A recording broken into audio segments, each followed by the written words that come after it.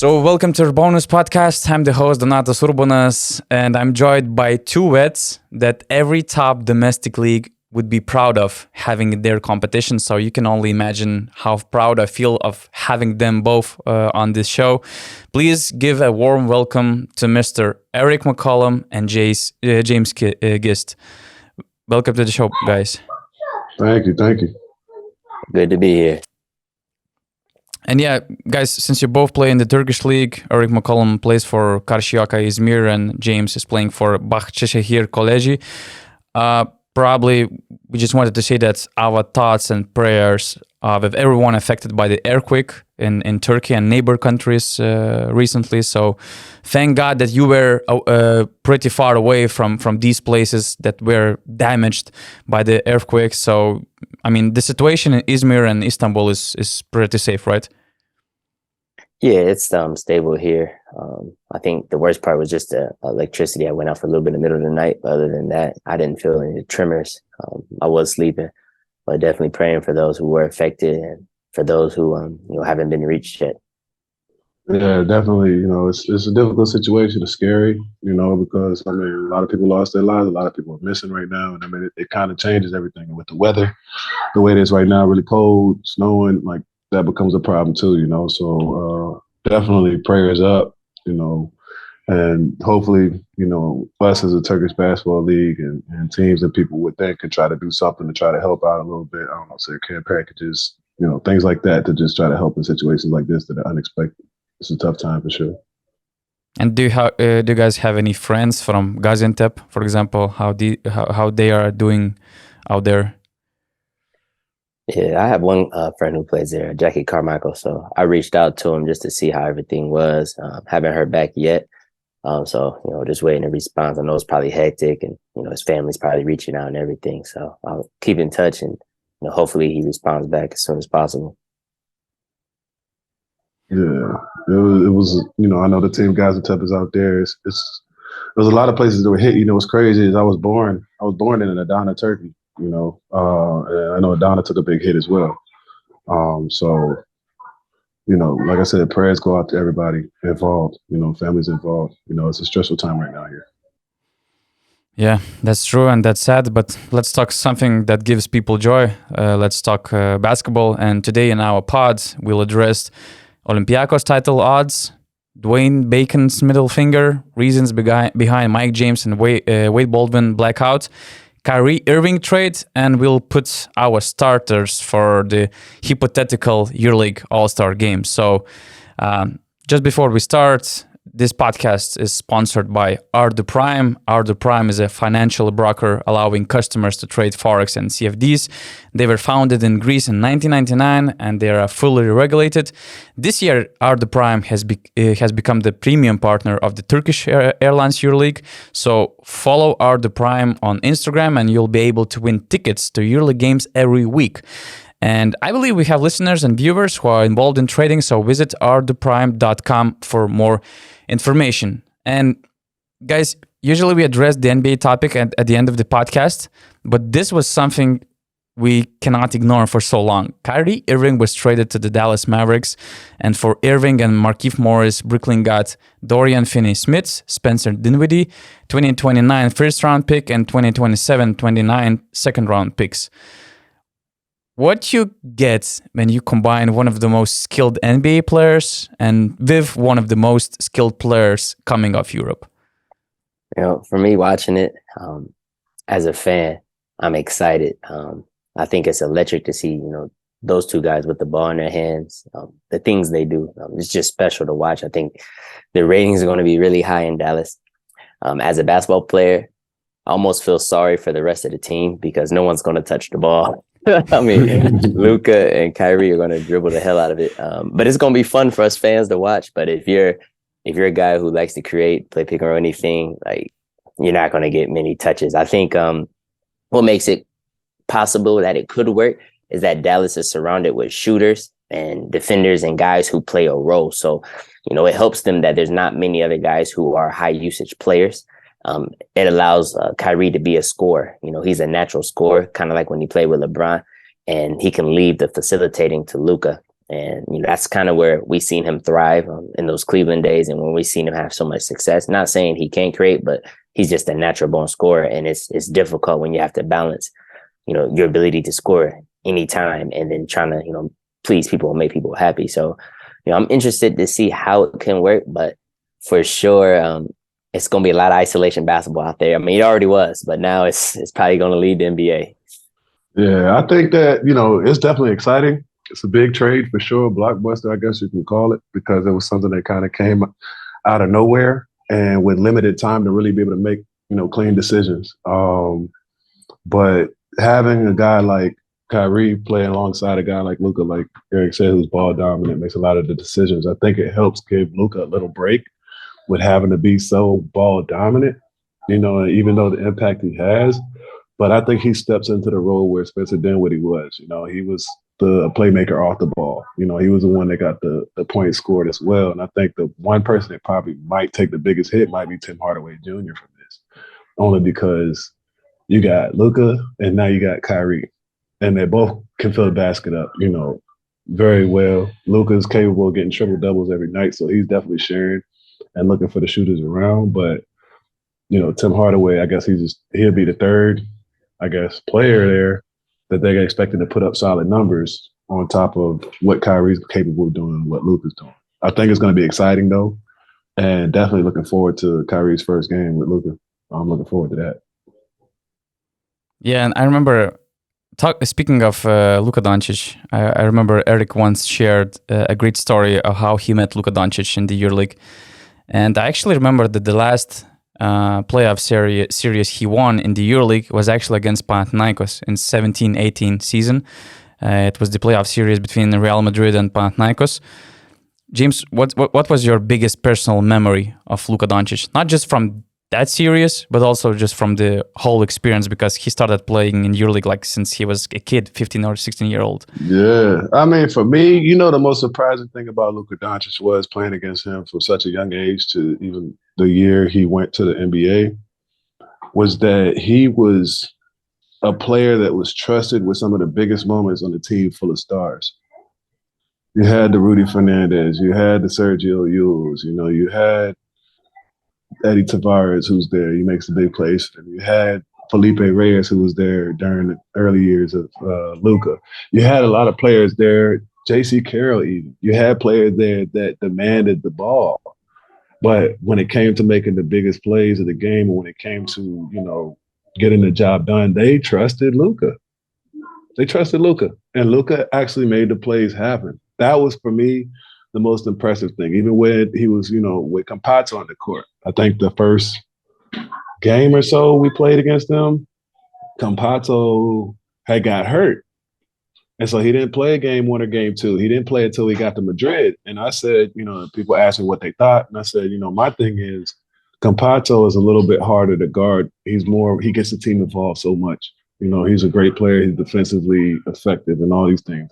I said, but at least with Luka on the court, you kind of know what you're getting.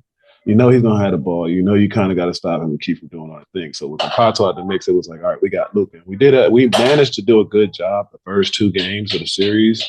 But game 3, man, and game 4 was just Luka turned heat. He became who he was. He was who he was. He showed that in the series. They had a lot of good players around him as well that played good basketball. But Luka was definitely, I don't want to say ahead of his time, but he definitely was something special.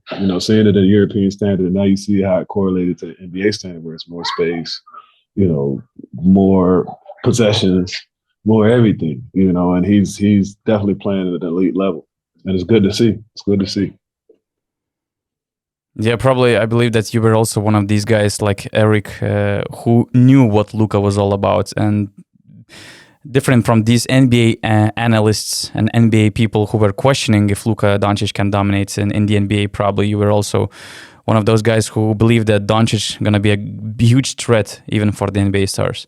I mean, if you want me to be honest, 100%, the fact that Doncic was doing everything that he was doing at such a young age, I was like, where's his ceiling? Because everybody says they you draft on potential. You base everything off potential. Well, at this time, Luka has won EuroLeague. He's been on the all-tournament team with the national team. He's played against some of the greatest stars, since he was 15, 16. You know, he's done everything. He's hit game winners. He's made great passes. He can shoot. He's strong. He's tall. You know, for me, it was like, what more can he do? And as right now we're seeing in the NBA, you know, he's putting up great numbers and stuff like this. But at the end of the day, you know, he's been an all-star. It's like, I think the only thing left for him to do is to win at the NBA level because he's done everything else. He's probably one of the most decorated Europeans coming into the NBA, you know, aside from maybe like a Tony Parker or, I don't know, Manu Ginobili's not European, but he won a EuroLeague, you know, or Dirk Nowitzki, you know, who was with the German national team. I mean, he's probably one of the most decorated European players coming into the league and actually doing what he's doing. My question was, what can he do better? And just keeping the pace that he's keeping and what he's doing right now, you know, it's crazy, especially in the West. You know, at the time when he got into the league, he was dealing with a lot of athletic guards, night in and night out, with the Dame Lillards. I think Westbrook was still in OKC. He had James Harden in Houston. You had De'Aaron Fox, who had just came in, and, you know, Sacramento. You had guards that you're seeing night in, night out, along with going to the East Coast. And I was sure, like, wasn't so sure of the athleticism. Was that going to take a part? But the way he slowed the game down and plays at his own pace and takes control, you know, it's a beauty to see, man. It's a beauty to see. It's a beauty to see. And he can definitely be effective like he is. It's not fake. It's real. It's real for people that don't think that it's real. He really is like this. And to add to that, you know, I think the only thing he can really do to up his game, I think would now to take care of his body, you know, to define himself, you know, do those things like kind of LeBron did, those things that give you longevity, you know, lower that body fat, continue to be disciplined on what you eat, your lifestyle off the court, because on the court, I mean, the kid has everything. I mean, he's special, but I think to take that next winning step, because Luka's required to do so much, you know, rebounding, assisting, scoring, creation, that if you're not in the physically fit form, you know, it can be really difficult over an 82 game season, over a playoff run. And now I think that's why they wanted Kyrie, just because he had to do so much. It was only human for you to get sometimes tired in the fourth quarter or sometimes tired down the stretch of the playoffs. So I'd like to see him maybe tone up that body some, get rid of some of that baby fat, you know, start to really focus in on that weight room. And I think when he's already unstoppable, but when he does that, I mean, the efficiency, everything's going to climb even to another level. Yeah, I believe that he will do that. I believe that all the greatest players did that physical change at some point of their careers. I don't know if it's related to the experience or, you know, with years, you change your mindset on what's needed. And maybe Luka at some point, he will understand that he hit that ceiling. And now the adjustment that he needs to make to become better and to lead Mavs to the NBA title, let's say, is his physical presence. And maybe that's when he will work more on that during off season, which is not easy because he's always available for Slovenia national team, and playing for the national team doesn't help, you know, that much in terms of improving your body. What's interesting, speaking of blockbuster trades, I believe that actually we need trades in the EuroLeague to add some drama, and especially at the mid-season where players and even fans, you know, the fatigue kicks in for everybody. So we need this out of nowhere excitement. And what's funny that I actually had forgotten was that James Gist was actually one of those who were involved in rare trades that we had in Europe. It was 11 years ago. Panathinaikos, Unicaja Malaga, they traded two big guys, Andy Panko for James Gist. What do you remember about that kind of trade? That was a crazy situation. You know, at the end of the day, it was one of those situations where, for me, it wasn't expected. And what's crazy is in the summertime, Panathinaikos had actually reached out to me. You know, they wanted to sign me for the year. And those were my top two choices, was Panathinaikos and Malaga. And it was like, you know, if I go to Panathinaikos, first of all, Obradovic, you know, had just left. You know, he just retired. And most of the team that was winning all the EuroLeagues, they retired or left and went somewhere else, you know. So, you know, I was kind of just balancing what would be more beneficial for me at my time in that career. And, you know, I figured if we played EuroLeague and Panathinaikos, that if EuroLeague was finished, you know, nobody really paid too much attention to the Greek league. But at least if I went to Malaga, you're still playing in the top domestic league over in Europe. And at the same time, you can compete for something. You know, we had a good team that year. We could have competed for something special in Spain. And so I just felt like, you know, that was probably a better situation for me. But fast forward to the trade, You know, when I found out I got traded, it was like, first of all, I had no idea. I found out after the game, the last game of the first round of EuroLeague. I think we played Cholet or Chalon or something like this, and we beat them. And one of the reporters was like, James, so, you know, how does it, you know, are you sure this is going to be your last game playing here in Malaga? And I was like, last game? I had no idea. I think I just had 17 points and like a double-double, maybe 10 rebounds, a couple highlight dunks and things like this. I'm like, this is my last game. Like, I had no idea. So afterwards, I got on the phone, talked to my agent. He said, yeah. So it looks like you're going to be moving to Greece. And I had like, I want to say like 18 hours to pack everything up. Boom, move to Greece, you know. And so it was hectic. At the time, I didn't have I just had my daughter, but she wasn't staying with me at the time. So it was just me and my wife. So it was, as difficult it was to make the move, you know, we were able to do it in the time frame that we did it. But now if I had the situation that I have now to make that move would be a nightmare, you know, trying to get everything situated to go to another team. But it did happen to be one of the best trades, I guess, in EuroLeague history. If, to my understanding, I think it's the only one. Player for player, contract for contract. I don't think that it's happened anywhere else, you know, or with anybody else in that aspect. And so it turned out to be a good thing. I felt like I was in paradise when I was in Malaga, you know, just the city, the team, organization, everything worked, you know, it was amazing. And to see that, you know, dang, I'm going to Greece, and I had no idea what Greece was like. Don't get me wrong. No idea. And when I got there, you know, I'm in the city, like, you know, northern city of Athens, but I'm not around any water. I'm not around anything. I'm just in the middle of the city. And it's just like, dang, we were on the beach. You know, it was 30 degrees Celsius in Malaga right now in December. And now I come to Greece and it's raining, it's cold. I'm in the middle of the city. There's nothing. I'm just like, this is a big change. Had no idea what was coming ahead. And to figure out that, you know, that ended up being the start of my 7-year run in Panathinaikos, you know, it turned out to be something good. And I mean, it's probably something that you will probably want to look for more in Europe, but it's just not easy. You know, with the trades that happen in the NBA, you're still in America. You know, you're still in the USA. Everybody there speaks English. Everybody speaks, you know, you're comfortable, your family. It's not easy to have to pick up everything and move in the last moment, but it's doable in America. When you talk about EuroLeague, you're going not only from one country to another, you're dealing with a completely different culture, you know, than what you're used to in the moment. Who knows how long it happens? I mean, there's just so many intangibles that take place when a trade actually happens. You know, in the States, it's a little bit more easy. I think it'll be a little bit more difficult to do it on a consistent basis in Europe, EuroLeague. For me, after my experience, I think it will be a little bit more difficult. And for me, I'm kind of torn on it. I think for the players, as James said, it's extremely difficult. If you're by yourself, if you're a single guy or you're not with your family, it's much easier to just pack up and leave. But once you have children, a wife, you know, stability, kids are in daycare, different type of things, just things people do with also in NBA, like it can be extremely difficult. But then I think on the other hand, like there's some teams who don't use a player, you know, the correct way, and they won't let that player go free and play because, you know, one reason, maybe they don't want to play against him. Another reason, they're trying to get him to take as little money as possible to leave. Or a third reason, they feel like they're getting nothing in return. So like the trades could be beneficial for guys like, say, Andrew Andrews right now in Panathinaikos, who's not getting used. And I feel like Panathinaikos is holding on to him hostage. And if, you know, maybe there was a trade or there was a player they could get in return, they might be more willing to let him go. You know, just my opinion. You know, I don't know the full dynamic of the situation. I just know a player isn't being used. A player isn't dressing with a team.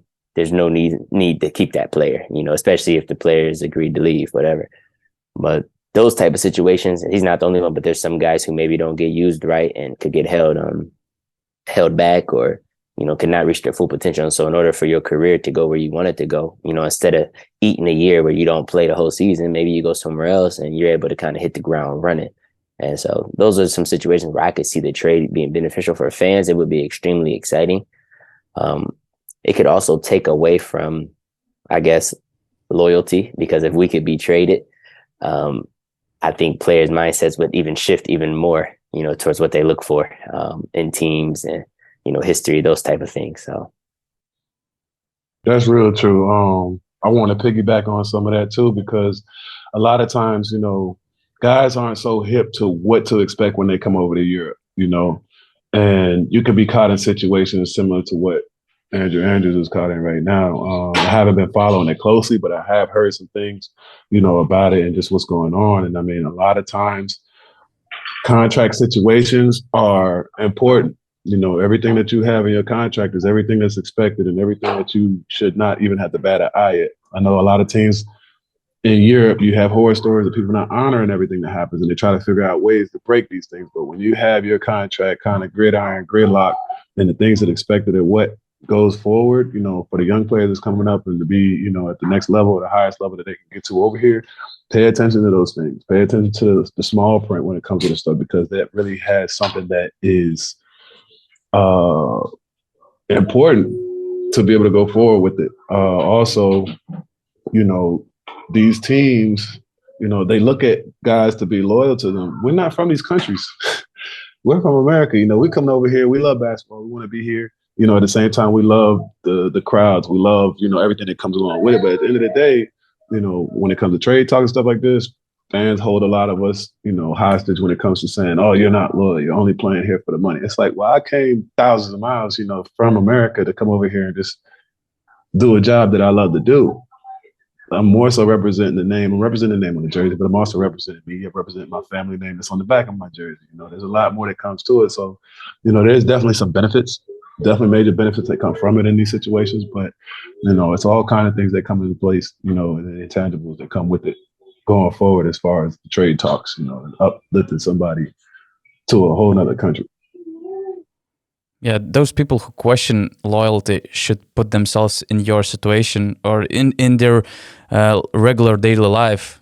If they had some offer from another job, let's say, and it would be way higher paid than the current one, they wouldn't raise any questions over their loyalty. It's very unlikely that they will say, "Oh, I'm loyal to this company. I'm moving." I mean, facts. It's nice to play for those historical clubs with these fan bases, but people don't understand that it's more than just basketball. As you said, James, you came here to earn as much as money as possible because the player's career is not so long, so you have to build up your future. And over there, your job is to get the maximum paycheck as possible, because you never know when your end of their career when is on the corner, when the next big injury is on the corner. And I'm happy that you both guys managed to go through all these obstacles and challenges that hits some of the greatest players here in Europe. But I mean, a lot of things has to be considered when people start questioning the loyalty, and it cannot be questioned. At least in James' case, you spent there almost 7 years. That's the second longest tenure after Mike Batiste, another Panathinaikos legend. So I believe that Panathinaikos fans should be okay with the loyalty you showed to the club. But since we mentioned Panathinaikos, how do you feel about the club? How do you feel about the current state of this franchise? Because we have this topic about Dwayne Bacon and what he did in Baskonia, but I believe that it's very connected to the frustration that both Bacon and some other players might be feeling at the moment. Team is inconsistent. They're losing the body language that they showed not just once a month, but consistently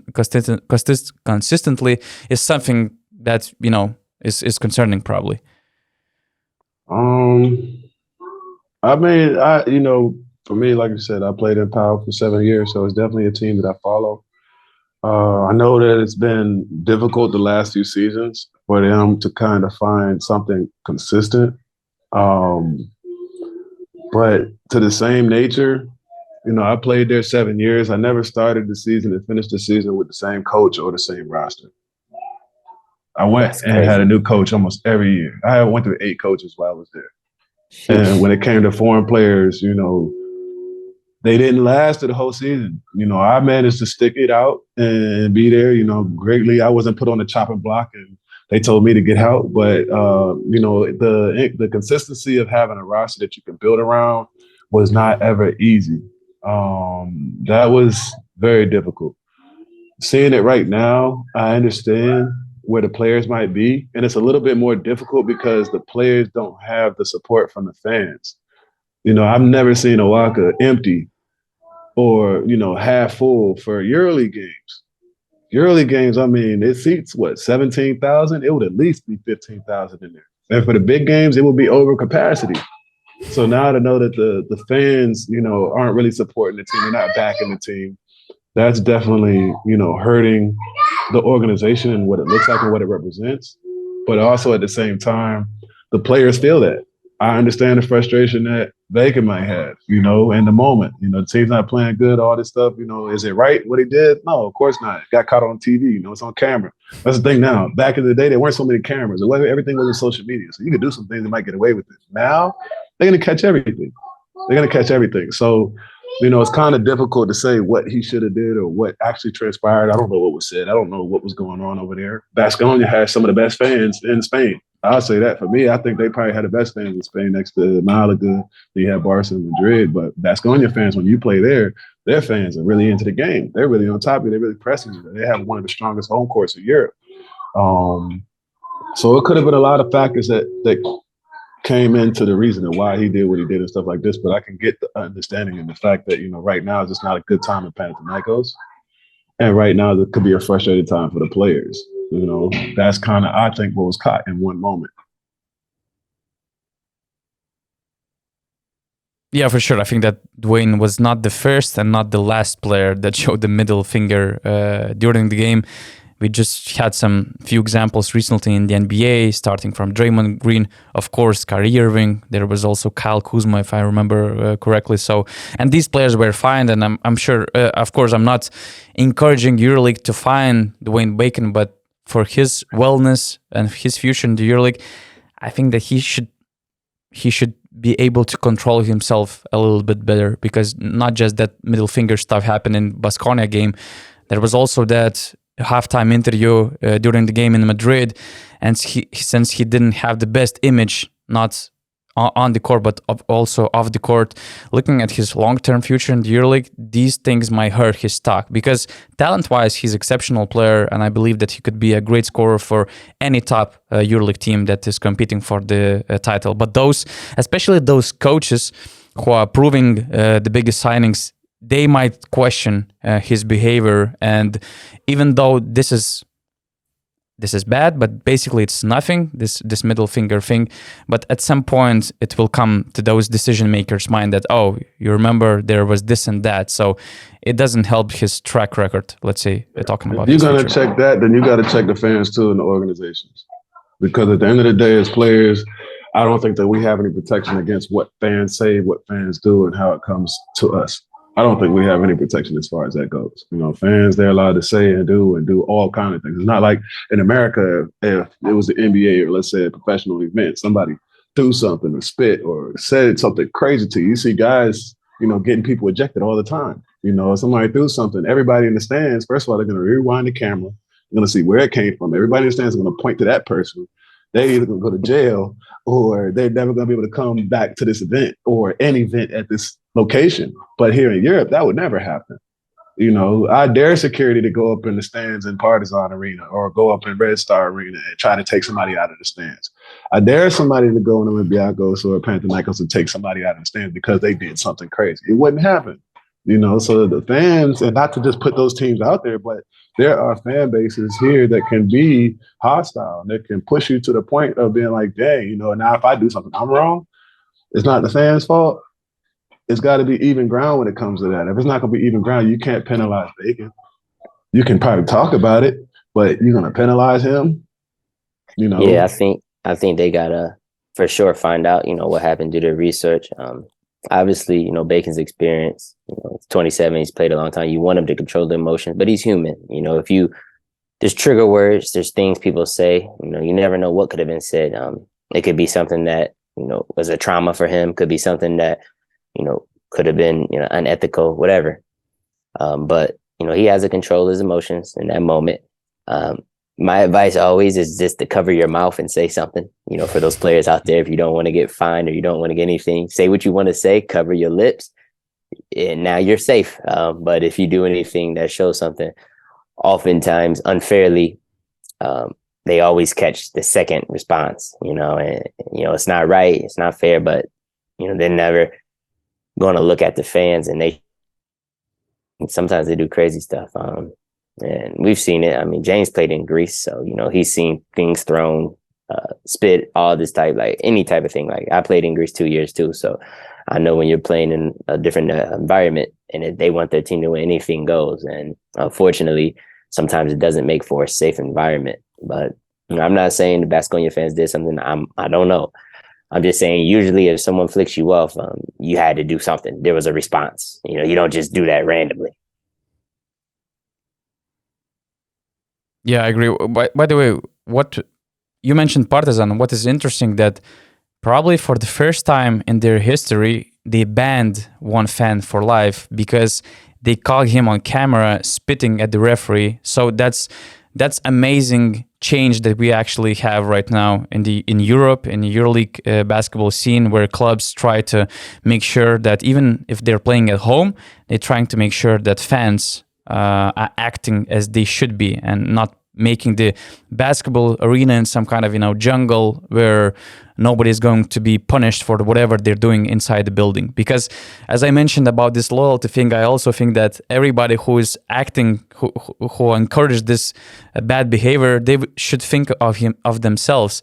If they were working in the office and somebody is shouting some terrible things at them, if they're spitting on them, how would they feel actually? Just doing their job regularly and they have somebody spitting at them and cursing their family and stuff like that. So yes, it's sports, but at the end of the day, this is job and everybody should be respected the way how all of us wants to be respected. So I was really curious to hear, your thoughts and ideas where this line should be drawn and how it should be controlled, not just from the player standpoint. We all agree that it's bad, but it happens out of frustration and emotions, but how to control those fans and where the line is crossed and where not. I think that before anything is actually done on either side, that a full investigation should be taken out. You hear about stuff like that all the time when things happen. It's like, okay, it's under investigation. We're going to do a thorough investigation from both sides. We're going to see they have enough cameras, they have enough microphones, they know enough people to be able to figure out what really transpired and what happened.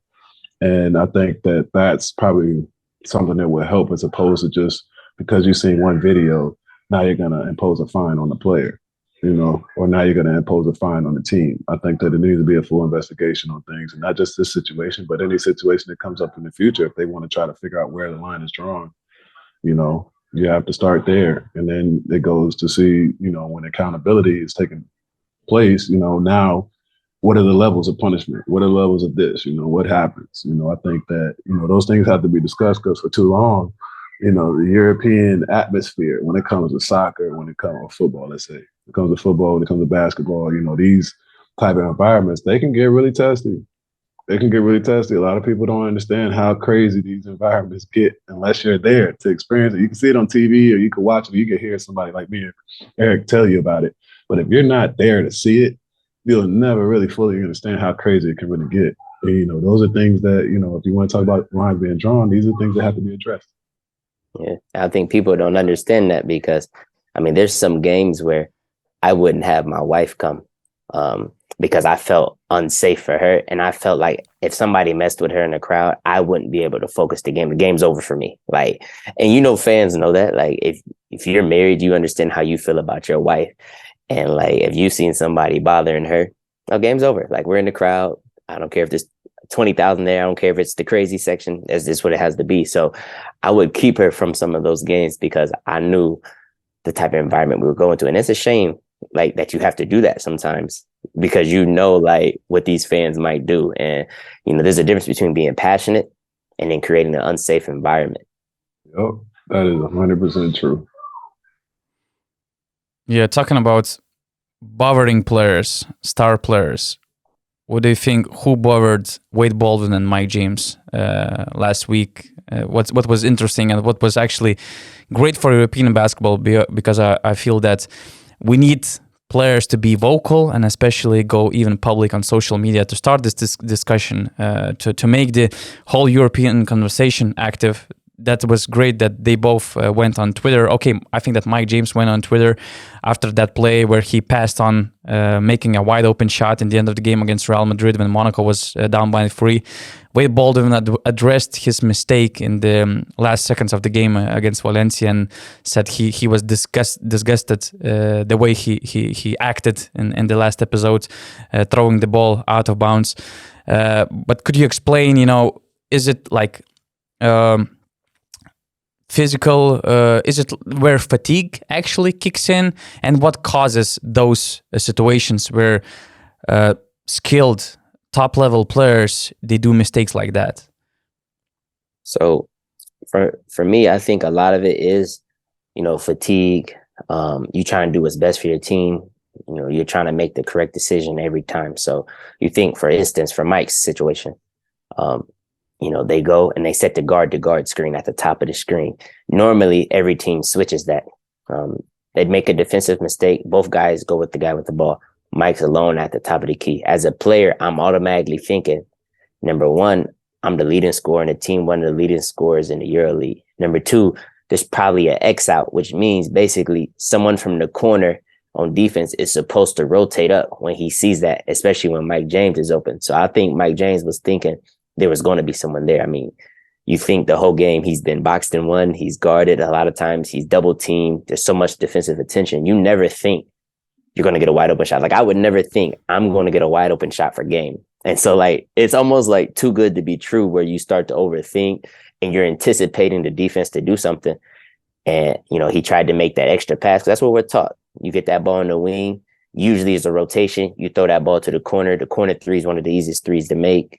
Blossom Game's a good shooter. I believe he was in that corner. And I think he just, he was playing off his instinct. He was, in the moment. And, he didn't expect to be open. And it can happen. Like, there's some games where, fans probably don't understand, like, what happened. But, like, when you're fatigued, when you want to win, when you're trying to do everything, when the game happens so fast, like, you literally have a half a second to make a choice. Sometimes I come off a screen, and if I don't shoot in that second, it's no longer there. If I don't make that pass, it's not there. If I don't throw the lob to James at the right time, his feet aren't going to be correct. He's not going to be able to finish it. Like, literally, it's like a half a second to 1 second to make every choice. As for Wade, I think, they were running around at the end of the clock, trying to avoid the foul. A lot of times, some guys, hold the ball, and, what he was doing was trying to run out the clock, which is smart. They wanted to run the clock, take time off, don't allow them to foul. I think he just, was going a little bit too fast. Their spacing was poor, and he threw the ball away. In that situation, he should dribble it out. He should have held it, because he's a 92% free throw shooter. Excellent free throw shooter, excellent in the mid-range. But, what he was doing was unselfish. It's the correct play. It just was bad execution. And I think that's what happens when the stakes are high, when the game is fast. And when you're trying to make the right play, sometimes it happens. Like, it doesn't happen much, but like once or twice a year, you're going to have a moment where you're like, what was I thinking? Why did I do that? And I can't explain it. I know James knows what I'm saying, but you're just like, you rewind that play in your head over and over. But what I love from them both is accountability. It's a sign of leadership. So many times people point the finger, like, when they did something wrong, when something didn't go right in the game. And I'm a type of guy where I think you need to look at what you did, what you could improve. And the fact that, Mike stood up, not only I'm sure he told his teammates that, but the fact that he, said it on social media platform for those fans, for those people who aren't aware, oftentimes it's not none of their business, what goes on in the locker room. But, he was showing that respect to the fans, to those people that, that's on me. And that's what a leader does. Same with Wade Baldwin. And they're both guards. Guards have the ball in their hands. They make a lot of decisions. And that kind of sets the tone for the team when they see guys, because oftentimes guys want to get applauded. They want to get praised. They want to take all the good that comes with it. But when you mess up, you got to be ready to take, some of the bad. And I love that. I saw that from them. That's maturity, that's experience, and that's growth. And, if anything, fans can get behind that, support that, and it sets the tone for their team and brings them closer together. As you see Jordan Lloyd coming in, tweeting back at him, showing him like, no, like, there's things I could have did that didn't affect the play. And a lot of people don't agree with it, but one play does not affect the game. There's so many countless things throughout the game that could have changed it. One made shot here, one stop here, one less turnover. Like, okay, everything comes down to the last play in the minds of people, but maybe you wouldn't have been in that situation if things were done differently throughout the other quarters. You never know. Right. No, definitely. I agree with you on that for sure. It's tough.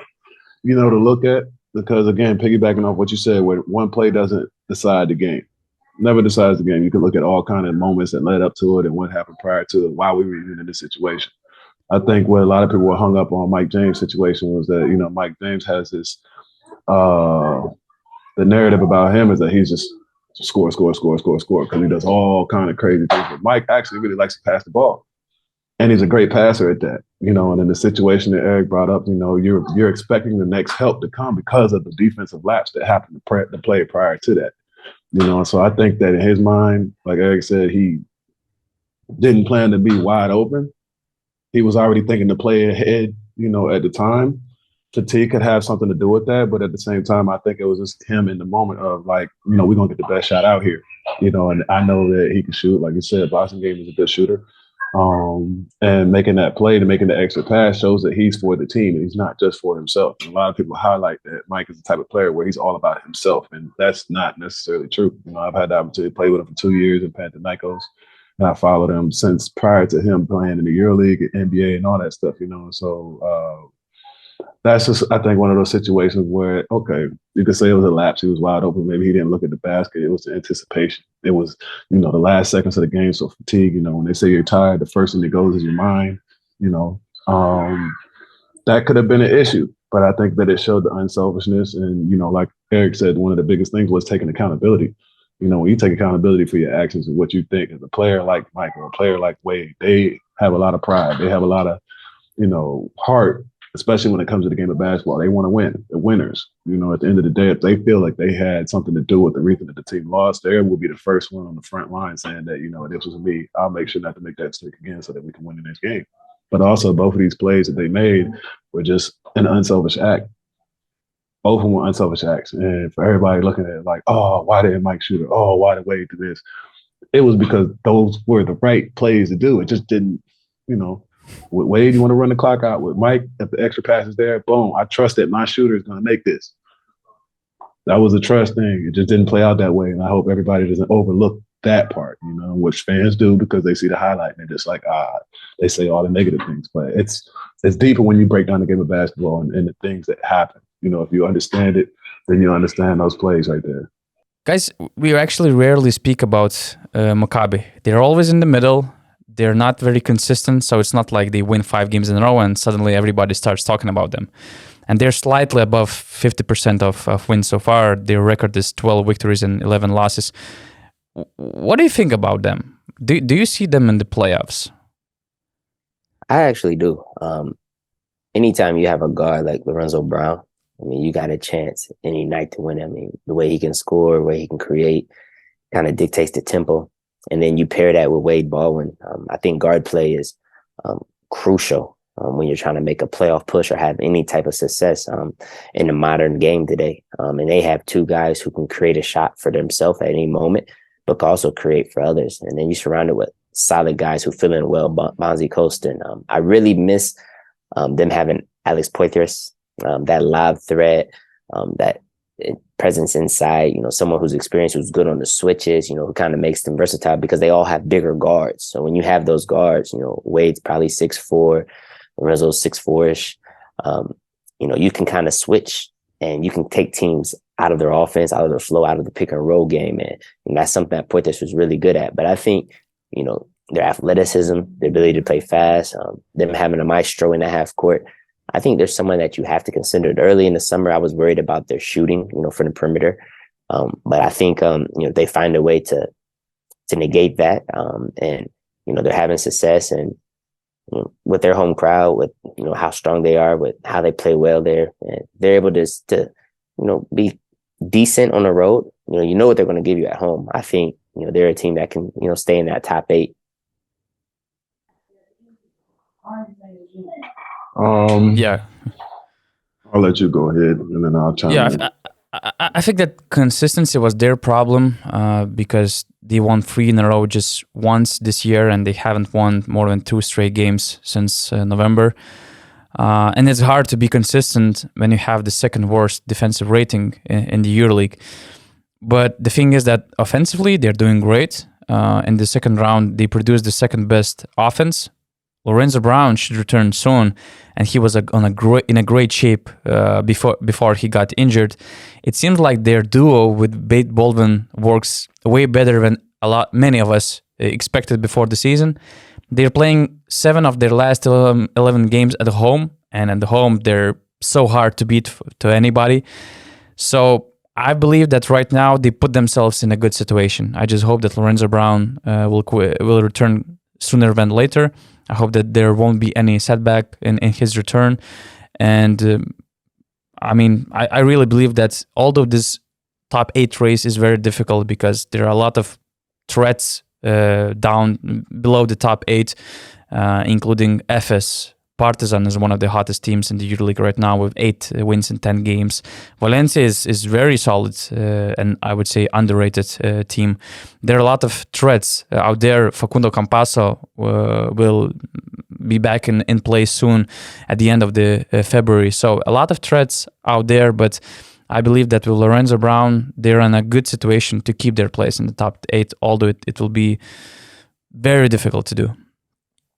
Definitely. I think Maccabi is one of those teams that can not necessarily be a surprise to the competition, because once I saw that Lorenzo Brown and Wade Baldwin were going to be, in that backcourt, I immediately thought that was going to be one of the best backcourts in EuroLeague this year, just off the top, because I had a chance to play with Lorenzo and Red Star, and that was the year that COVID happened. And I also had the chance to play with Wade Baldwin in Munich a couple of years ago. And I got to see both of them and what they're both capable of. Both are very athletic guards, both are very defensive minded, both are very unselfish when it comes to trying to make the team better. They want to win, but they're two very different personalities.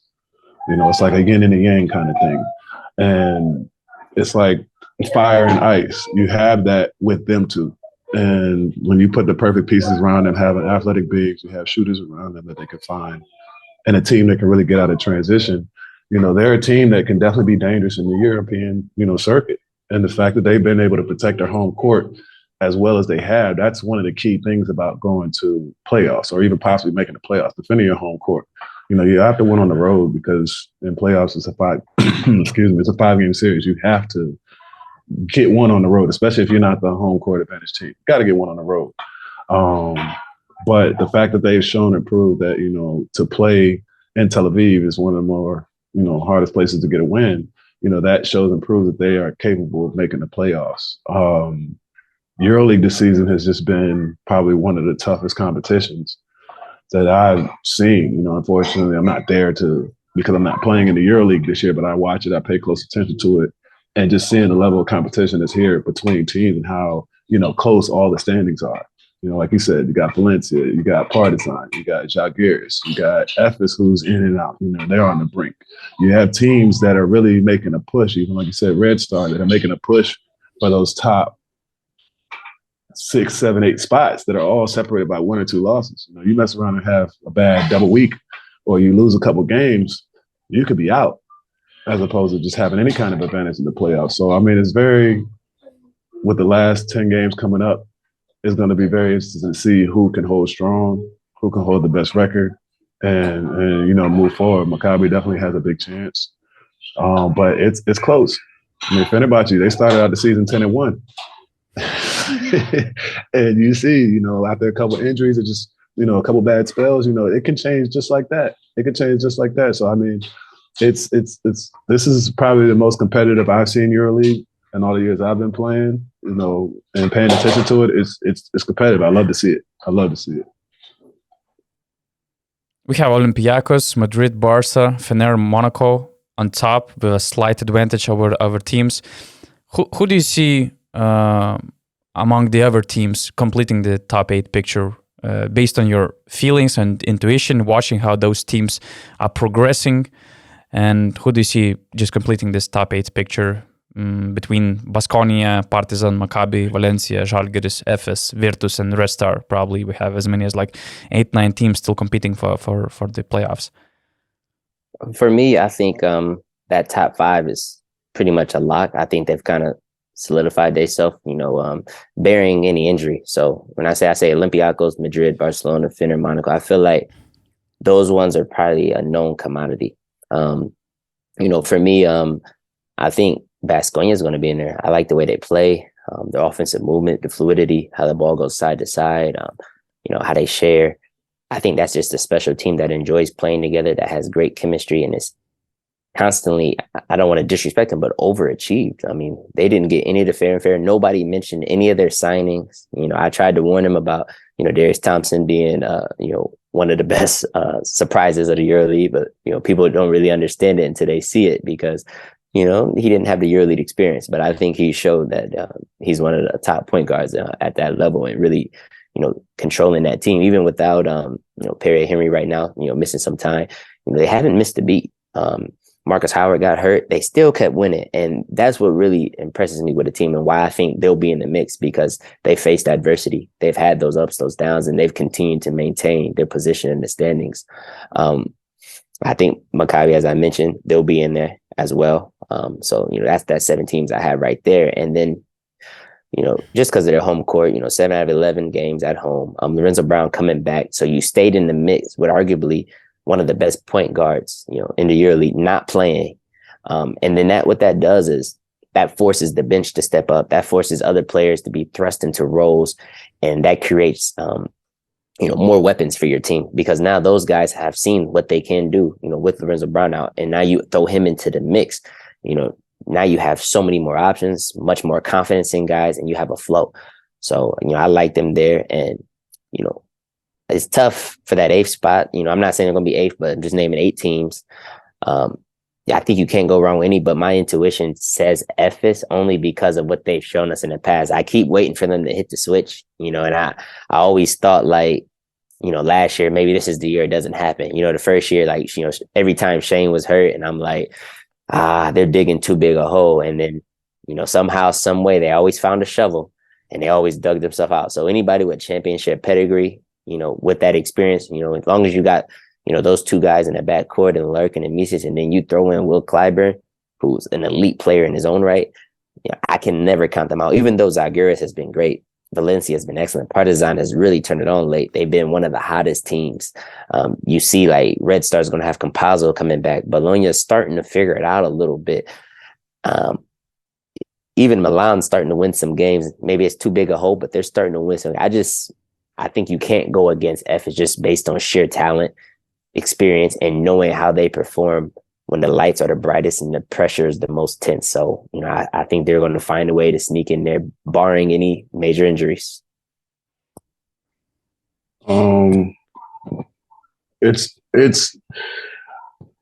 I agree with you about Ephesus, man. Ephesus is one of those teams where they start out the season bad and they go through rough areas, and then they just, like you said, hit that switch, man. They turn up and they end up finding their way in there. So that's definitely one team that I feel that is going to find their way into the top 8 situation. Baskonia's been playing great basketball, high-level basketball. They surprised a lot of teams with what they're doing this year.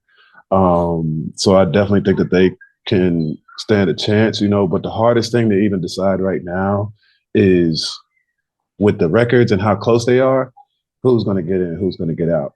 Because like Errick said, barring injury or just barring a lapse, the thing about, this time of year is timing. Every team should be playing, what was expected of them from the summertime when they made all the signings. At this point of the year, everybody, the month of February is coming up. You have the domestic cups coming up. You have everybody making the push for playoff position.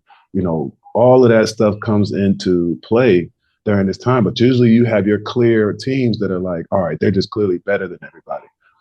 Teams are starting to peak right now, and the records are so close. It's hard to say who's going to get in and get out, especially when you have the point difference, that matters. Some teams might have lost some games early on to some teams, and at the end of the day, if they all have the same record, boom, that changes everything. You never know by one team losing or one team winning what could happen. But I like Baskonia. I like Maccabi, and you can't negate that Ephesus is the 2-time back-to-back champion, and that they won't understand or know what to do when it's time to turn it on to make that final push in these last 10 games. But then you look at teams like Partizan, who's, really been on fire lately, coached by, Zeljko Obradovic, who's won countless championships. He knows what time it is. He knows what's expected of his teams at this point in time, so, and they have a great home court, in Belgrade. I don't know how many games they have left, in these last 10 at home, but, that could be a deciding factor for them. Garris has made a push this year that has been unbelievable. You know, it was sad to see that the guard went down, you know, with the injury early on, you know, a few rounds ago, but they still been able to maintain and, you know, hold on and still play good basketball, tough basketball. And so they're definitely somebody, especially with the Final Four, I think being in Lithuania this year, you know, it's important for them to try to make the push at least. And Virtus Bologna, who is a great coach, you know, they're led by Milos Teodosic, and, you know, he knows what to do. They know what to do. They know how to win. So, I mean, coming down to the stretch, it's hard to say who's really going to be in these last, let's say, 3 spots. If you want to say the first 5 spots are pretty much set in stone, I think it's more about who's going to get home court advantage, who's not going to have home court advantage in those 5. But the last 3, like I said, you can mess up 1 week and it can all be different, you know, and the team that you didn't expect could actually get in, you know. 1 year I played at Panathinaikos, I think we were like at 15, 16 place. That was the year Rick Pitino came. And we had to win 7 out of the last 9 games to even think that we might make it, you know. And he used to come in the locker room all the time, like, you know, he was big on, you know, gambling and the probabilities and things. And he was like, you know, if you look at the numbers, is it probable that we might not get in? Is it probable that we might lose this game because of who we're going against? He's like, yeah, it's probable, but is it possible that we could win? Is it possible that we could make this happen? And, you know, he kind of built our mentality on the possibility instead of the probability, you know. So when you look at these kind of situations right here, with the records being so close, I think the one thing that teams and players should not do right now is look at these standings and just lock in. Lock in on what you got to do, because at the end of the day, winning takes care of everything. If you win the games, then everything else can kind of play in your favor. And with these records being so close, it's hard to say. It's really difficult to say who these last 3 picks are going to be. Yeah, I completely agree with you. By the way, Andrea Trinchieri, in one of the interviews, mentioned that he starts looking at standings all in March, because earlier than that, it's basically doesn't make much sense. Although in their situation, it might be even too late, because I believe that this year, for sure, you'll need at least above 50% of victories to make the playoffs, which means that probably we're talking about at least 18 wins. And it's a big bar for some of the clubs, even Red Star, if they're getting Facundo Campazzo back in March. I mean, they're 8 wins away from having 18 victories. Virtus, we'll see. Even Marco Bellinelli is delivering at the moment. So they're, you know, switching to this higher gear. But I agree with you for those 5 picks. I also love and trust Baskonia. I also cannot imagine top 8 without back-to-back champs, FS. But the competition for that potentially 8 spot between Maccabi, Partizan, Red Star, I mean, it's going to be unbelievable thing to watch for the remainder of 11 games. And talking about teams on top, Olympiacos made a statement win against Efes. It felt like it was their biggest opponent of the recent years. I think that they won only 1 game in the last 8 matchups prior to this Efes game last week. We all remember their semifinal loss last year after Vasilija Micic shot. So they made that win against Efes without Kostas Lukas, who is extremely important for that team. They already showed that they can win without having their star players, whether it's Kostas Lukas or Sasha Vezenkov. They're producing top 2 offense and defense in the EuroLeague. Together with Real Madrid, they share the top of the standings. Probably they had the least changes in their team in the offseason, which tells a lot about the chemistry and the way they're building up their game. What do you think about their chances winning the title, which maybe nobody seriously considered before the season, but watching them being consistent, playing good game, we hear all those big coaches like Jasikevičius, Messina, Roteman saying that although the EuroLeague is very equal this year, they feel that Olympiacos has that upper hand, at least right now. What do you believe about their chances, winning the EuroLeague? I think it's high. It's higher than anybody else's chances, just because, as James touched on earlier, the chemistry and the stability is huge for organizations. So when you can keep that core, I know it's extremely difficult to keep the entire same roster, but they've had the same coach. They've had the same key players. So Lucas has been in that backcourt think this is his third year now, or fourth year there. Vezinko has been there many years. Papa Nicolau, like these are staples. And so what that means basically is you know what you're going to get from each guy. You know what they're going to bring. And then they mix in, you know, one or two sparks, some different things. Like they bring in Isaiah Cannon, you know, someone to replace a Tyler Dorsey. You know, they bring in Boy, you know, to give you the alley-oop threat, you know, some athleticism, you know, showing his ability against Efes on the switch. I think I was very impressed with the Efes win, but I was more impressed with the pure domination of Fenerbahce at Fener. And those is double weak, boom, boom, without your point guard. Like it's so hard to play without your lead guard, without the guy who controls, you know, the offense, you know, getting the ball to the right people, making the right decisions. And they went out there, won by 20 plus. I mean, it wasn't close. And then they followed that back up and showed it wasn't a fluke. And now we can do it also, you know, at home when we have pressure to win the game. You know, on the road, you're kind of free. You're not expected to win some games when, you know, a guy is sick or out. But at home, you know, especially in Greece, they want to protect that home court. So I'm just, with Vezinko playing at this level, you know, with the chemistry, the continuity, with, you know, how good they are defensively, to go in and hold the Fenerbahce team to 73 points on their gym, had them doing uncharacteristic things, guys getting thrown out, you know, focusing on the referee, all different type of things, like things you just don't see when you see a team get you out of sorts like that.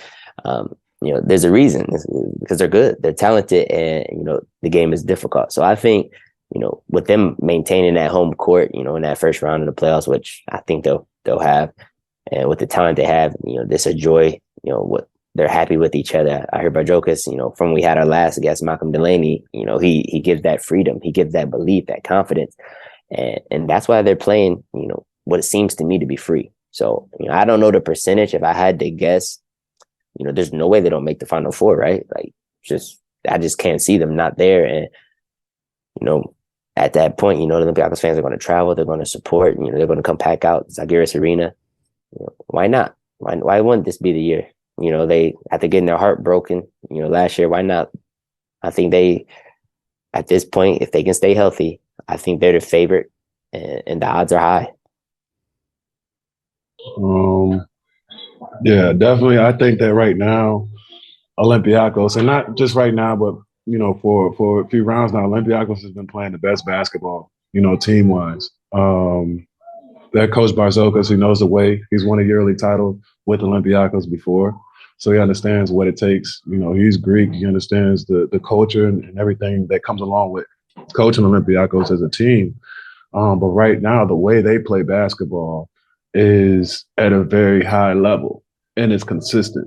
And I think for them, it's not about who's on the court, you know, because they make the right plays every time. You know, if they see the open person, they take a good shot and turn it into great. And then you throw the players that have the quality to make the shots, like a Vezinko or, you know, Slukas, like you said, he's been out. But Shaq McKissick has been playing good. They have bigs that can really dominate the paint with Joel Boy, and you got Tyreek Black, who I really like. And then you have big moves fall down there. You know, they can give you so many different looks defensively and offensively. They just have the versatility as a team. And then when you throw confidence in that, when you throw these wins behind that, and you throw the timing of what they're doing right now, you put all that together. I mean, it's definitely, you know, a formula for winning a championship. But going forward in the playoffs, you know, you look at these teams that could possibly get in and you match up with. At this point, it's who's playing the best basketball, who's the most disciplined. Right now, I see Olympiacos being the most disciplined right now with how they've been playing, no matter who's on the court. That it'd be tough for a team to beat them in the playoff series, but Final Four is only one game. You know, it's all about who's playing the best at that moment, or, you know, you might make some shots, you might miss some shots. Anything can happen. So it's hard to say who's actually going to win the final. Do I think that Olympiacos is going to be in the Final Four? I definitely think so, with the way that they've been playing and just the momentum that they have right now picking up in the later part of the year.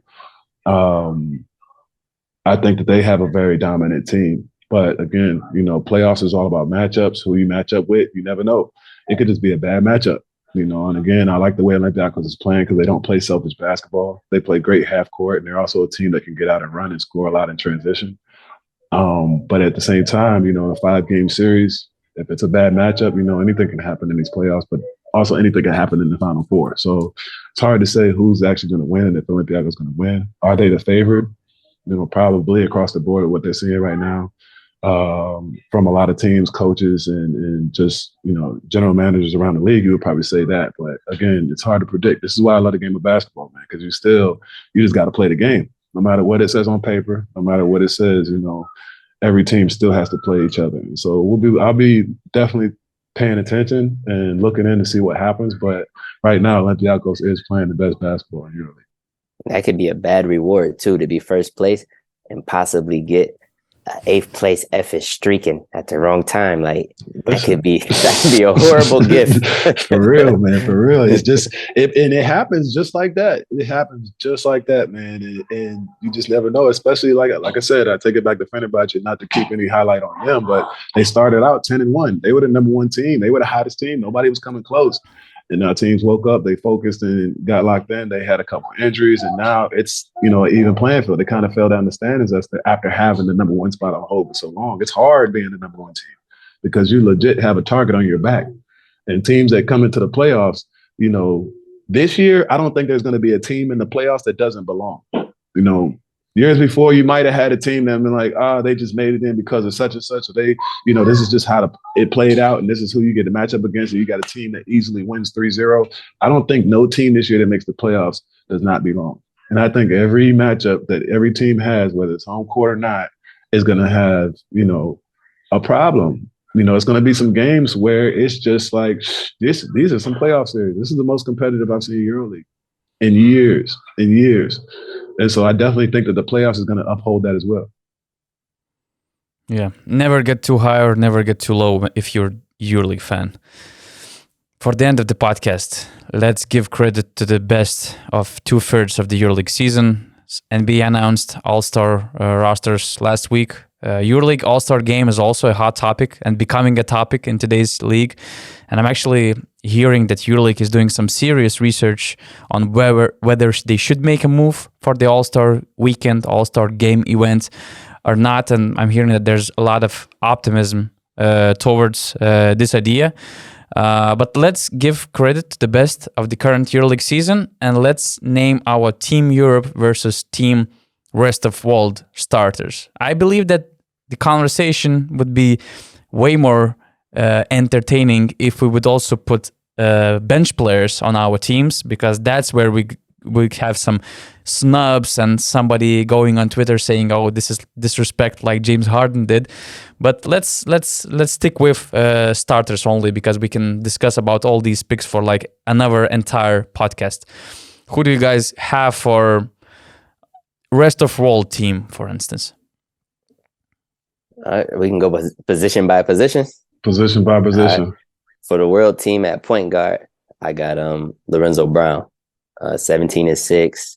Maccabi still in the playoffs. I know he's been injured. I know he has a Spanish passport, but to me, he's American, and he's deserving, not just from his performance with Maccabi, but the show he put on at the Eurobasket as well. Me too. I have the same name, actually. Although the competition is high, I mean, a lot of great point guards having great seasons. Vildoza is very important for Red Star. Chris Jones is doing an amazing job in Valencia. There's Darius Thompson, Dante Exum, but the way Lorenzo Brown plays is, he's an elite point guard in today's EuroLeague, considering rest of world point guards. Right. I would say probably for my point guard, it would probably be Mike James.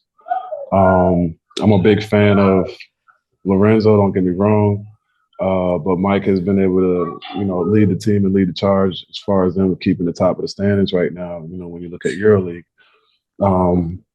it's a toss-up. The point guard position is very heavy. Like you said, I like Vildoza a lot too.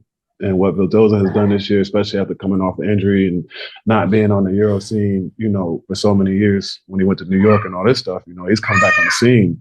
Him and Nedovic, what they're doing in Red Star is crazy. And then you throw Campazzo in the mix. It's going to be interesting to see how that works. I really like what Vildoza has done this year, but if I really had to make a pick at the point guard position, I would go with Mike James. That's where actually the cheat comes into play, because I put Mike James as a shooting guard. Because I went 2 point guards. yeah, I see him like Shane Larkin next to Vasilija Micic. I see Mike James next to Lorenzo Brown. It makes a perfect backcourt for me. Hey, we on the same wavelength. For sure. I don't think you can have an all EuroLeague team without Mike James. To me, I always say he's the most talented player in Europe. The things he can do, he's special, and he really has Monaco sitting as a top team in the EuroLeague, which many people would not expect or see. And pretty much majority of the year they've been top 4, and people had hopes of him, but everybody had questions. When you put together Lloyd, Okobo, Mike James, even I had my concerns on how it could possibly work, but it's thriving. It looks great, and I can admit, when I'm wrong or I had hesitation, I thought they would be good, but not this good at all. And I knew Mike would produce, but he's shown his leadership. He's shown what he could do. He's always been a high level player. Everywhere he's went, he's produced. And I think this is one of the first times that he's kind of took an underdog, from last year and this year as well, to, I guess you want to say, near the top of the EuroLeague ranks. So who did you have for the shooting guard position, James? For my shooting guard position, man, I would have to go with Micic. And I understand that the team Memphis is, right now out of the playoff contention and position, but just what he's been able to do numbers wise, and I mean, what he's capable of doing, what he's shown over the last couple of years, he's definitely been just a household name now. And he's one of those guys that he can score at a high level. He can make the big plays. And this year I've seen him pass a little bit more, make passes that I wasn't used to seeing him making. And so it's kind of showed me that he's actually taking it to another level as far as that goes. But I would probably have to say Micic at the 2, Okay. Maybe you're just putting all EuroLeague team, because I actually have Micic on my team Europe. He's on my team Europe too. Yeah. So when you say your world, you're talking about only Americans?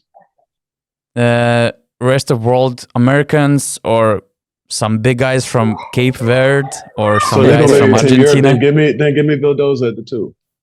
Okay. Yeah. Okay. Give me Vildoza at the 2 if this is how we're going to break it down like this. Yeah. My apologies. Yeah. Oh, you're good. No problem. Small forward. For me, it's clear. Will Clyburn, 17-6. I like what he brings, from the post-ups, his improved three-point shot, off the bounce transition, and then he's a two-way guy. I think I like how he responded this week. Ottoman said some things about him in the media, also about Micic, and he comes out in Turkish league. I think he has 25 points, 11 rebounds, hits the game winner against Drusafaka. That shows me mentally, he's strong. You can't break him, and he's here to respond to all challenges. So, Will Clyburn's my 3-man.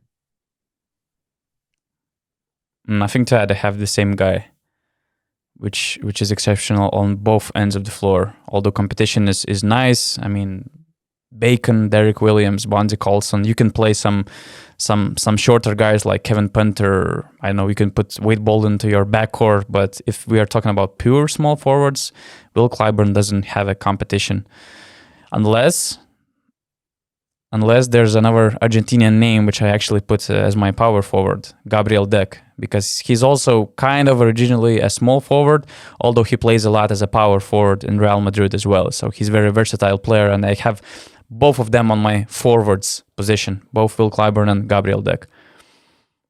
I like Will Clyburn. I think it's kind of clear cut and dry when it comes to that decision. What he's been able to show, especially coming from Cheska, onto a team whose offensive capability was already high. It's like, where does he fit in? And he showed that he fits in just right. Being able to still be a dominant force, and he's shooting the ball really well for the 3-point this year. His activity is great, and just what he's doing right now in an all-around game is big for them. I think the 3 position is definitely Will Clyburn. So who do you have as your power forward? So at the 4, I was torn between 2 players, but I had to give the nod to the guy who has his team in the playoff hunt, and I went with Zach Leday. He's averaging 11 points, 5 rebounds, shooting 44% from 3.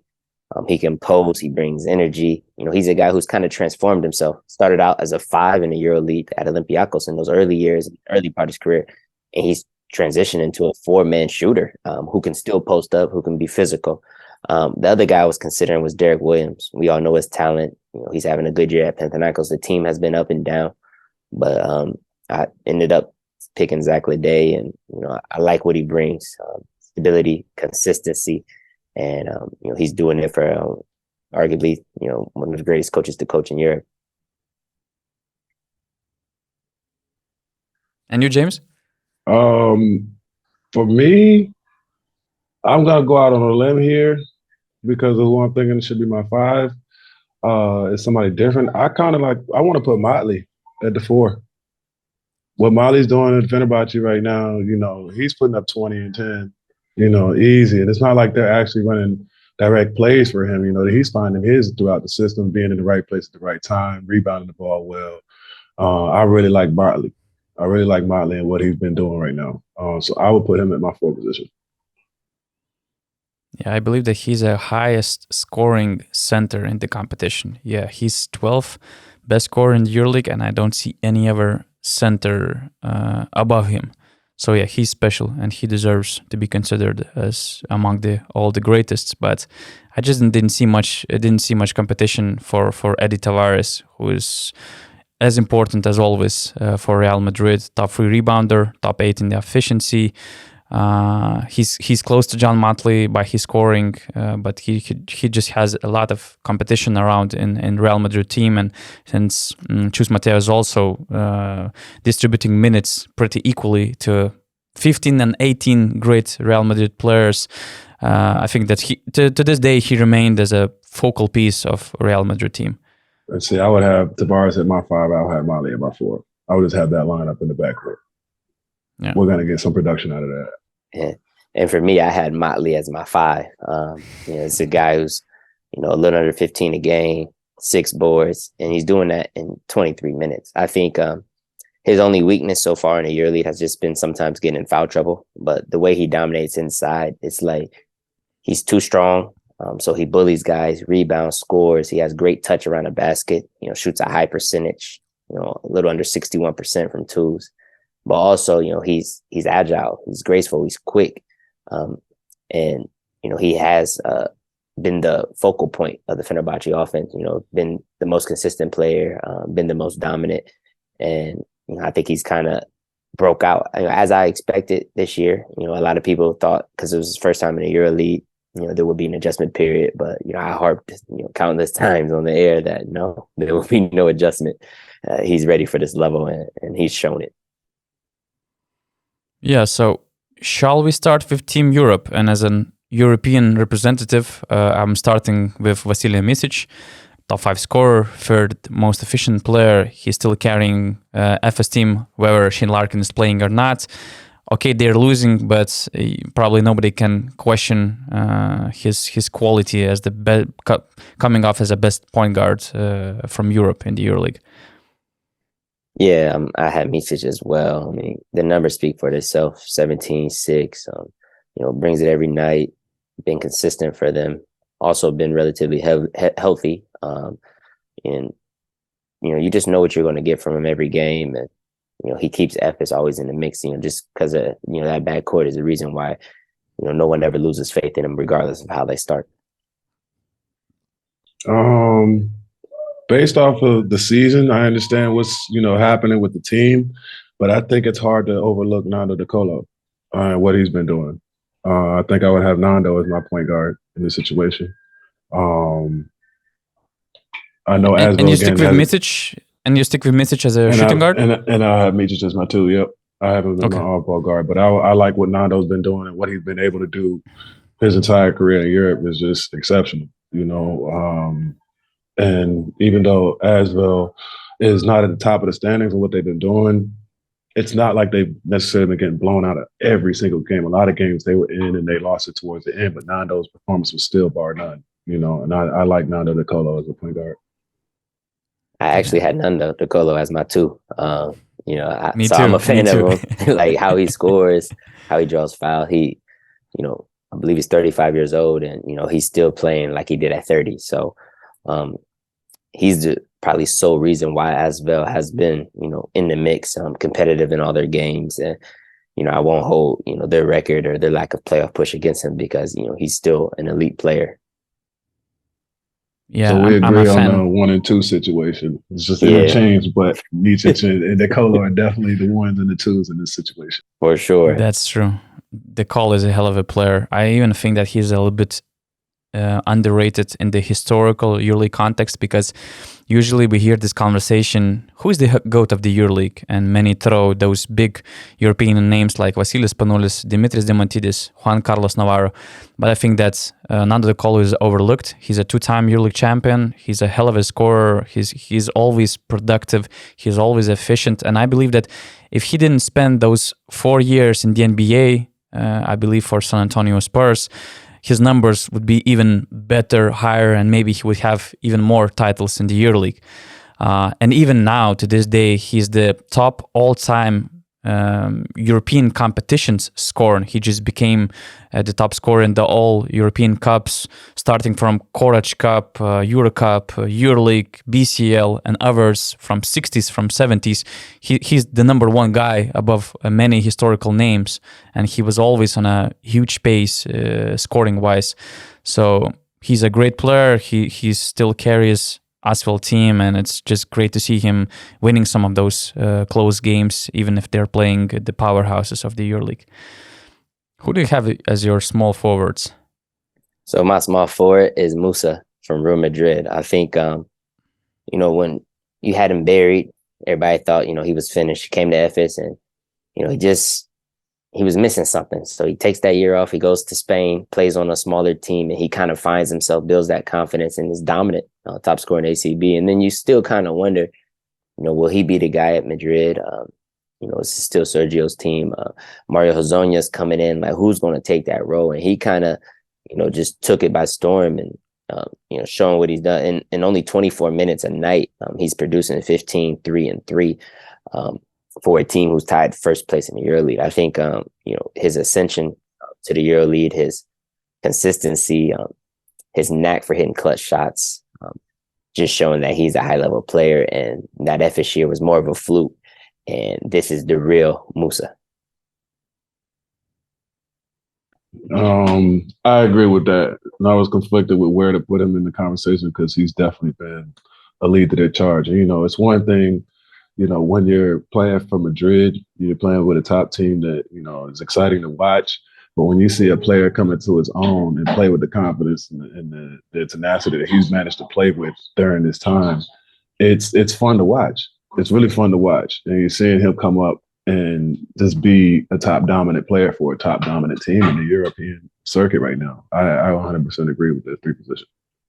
Yeah, for me, he's a next Sergio Llull. I mean, from time to time, he tends to hit those crazy shots. He's not afraid of taking responsibility in the clutch moments. He's still very young. He's in the right environment. But as Errick said, few could have seen that he will transmit his offensive talent from the ACB, from being a MVP of the ACB to the EuroLeague to become the top scorer of this deep team like Real Madrid. So the transition he made is crazy. And even though I consider him more as a shooting guard in this Real Madrid team, next to a lot of big, tall guys like Hezonja, like Gabidek, Yabusele, and others, it would be a crime not to put him in Team Europe starting 5. And I'm afraid that in a power forward position, we also have the same guy. For sure. Starting 5. For sure. Sasa Vezinko. I mean, 18 points, 7 rebounds a night, and his shooting splits are insane. Almost 65% from 2, a little under 43 from 3, 87 from the line. And what's special about him is, most finesse guys, they're just shooters. This is the guy who's going to get 7 boards a game, who's mixing it up, who doesn't over dribble, doesn't have the ball a lot. He's doing it efficiently, back cuts, spot up shooting, finding the spaces, the openings, transition. He's a guy that you can really pluck and place any team in a EuroLeague, and he'll find a way to be efficient and successful. And he's my front runner for the MVP of the EuroLeague. Pretty clear first place team. He's done it all season. Yeah, I'd have to agree. I think that the hard decision is do you pick Sasha Vezenko or do you say Nikola Mirotic? who both kind of have similar numbers, who teams are both dominant, you know, on what they've been doing. I think right now Sasha is the hot name. And I think that's what you're always going to hear, you know, with Olympiacos being at the top of the standings and him, you know, being a huge part of their success. I think that it's only right to give it to him. But again, you know, you still have that split with between him and Mirotic, who do you pick? I think that right now the pick should be Sasha Vezenkov, but, you know, Mirotic is also a great runner-up for that situation. Yeah, and I also think that Vezenkov has an advantage over Mirotic because he was injured till December. So Mirotic played only 13 games, and I think that it also counts if we have to choose the best one. And center position, I also have a feeling that we might have the same name. Memphis Lessort. This is a guy who plays with extreme energy. He's what I say for big men, that playing hard is a skill. The motor he has, the offensive rebounding is sensational. His screening, his cutting, his rolling, his finishing. I mean, he's going to give you some highlight plays, but I mean, he has Partizan in the playoffs. He's the driving force. Yes, you have Punter, who's been great. You have Zach Leday, but this is the heart and soul of Partizan. You know, he gets the fans involved. He's averaging 13 and 7, and he's shooting, you know, high clips, high percentages. And I like what he brings, you know, to the team. Like, I think, you know, anytime you have someone who makes effort plays, who does the little things, you know, who brings that attention to the team when they need it, like that, the extra energy when things are kind of slow, you know, he does those things, but he also, you know, gives you the meat and potatoes, which is those points, those rebounds, you know. So it's not just the guy who does things that you can't find on the stat sheet, which he does do. He also does things that you can see clearly in the stats. And, you know, he's the driving force, you know, for me, second highest PIR on the team at over 20. And, you know, a guy that people just didn't, you know, kind of slept on, I think. And I think he's kind of woke up the entire EuroLeague. And, you know, he's in that mix, not quite at the Motley and, you know, Tavares level, but he's right there next. And there's no center better than him after those two. I would have to back Errick on this as well, even though, like, you know, I'm a fan of Jan Vesely, you know, and what he's been doing, able to switch and change into Barcelona stage. But Matthias Lessort has definitely been a driving engine for Partizan success. You know, he's one of those guys that he sparks energy within everything he does, rebounding, dunks, blocks, all of that. You know, he's coming with it. And you talk about an all-star game, you want the fans to be involved and be excited about what's really going on.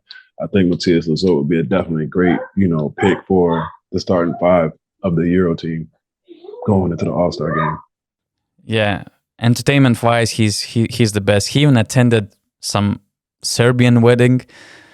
I mean, it's just crazy in what crazy situations Matthias put himself from time to time, but he's so important for Partizan. When he's on the court, Partizan outscores their opponents by 16 points per 100 possessions.